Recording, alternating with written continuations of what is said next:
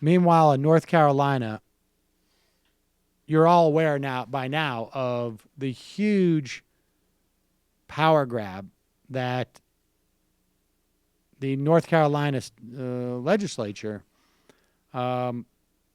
basically dealt with the loss of McCrory's election by stripping the governor of a huge amount of its power in the state, and particularly its patronage, and particularly oversight of elections, at least on years where there are elections. They control the election board on the off years when there's no elections. On the years that there's elections, the Republicans do. That's fair. Well, there was also supposed to be a repeal. There was a deal made to repeal North Carolina's anti-LGBTQ law. And it's not even just an anti-LGBTQ. This is the HB2. It allows, or I should say, it prohibits cities from passing ordinances that would call for anti-discrimination ordinances, as well as other ordinances, which we'll get to in a moment.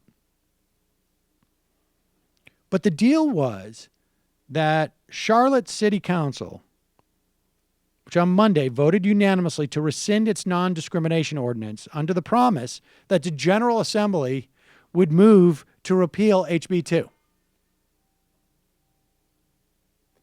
And again, HB2 barred cities, and I guess counties, from enacting anti-discrimination policies based on sexual orientation or gender identity. It also prevented schools from allowing transgender students to use the restroom that corresponds with the gender identity that they perceive, as opposed to the ones assigned to them at birth.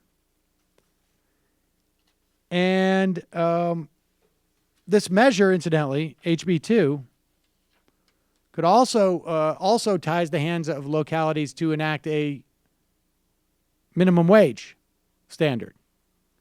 So it was supposed to be repealed, but the Republicans at the last minute decided that what they wanted to do is, well, it'll be in place for 6 months, and then it will sunset. But they had structured it in such a way that they could re-up it every 6 months, so the Democrats didn't go along. The whole thing fell apart, and that's that.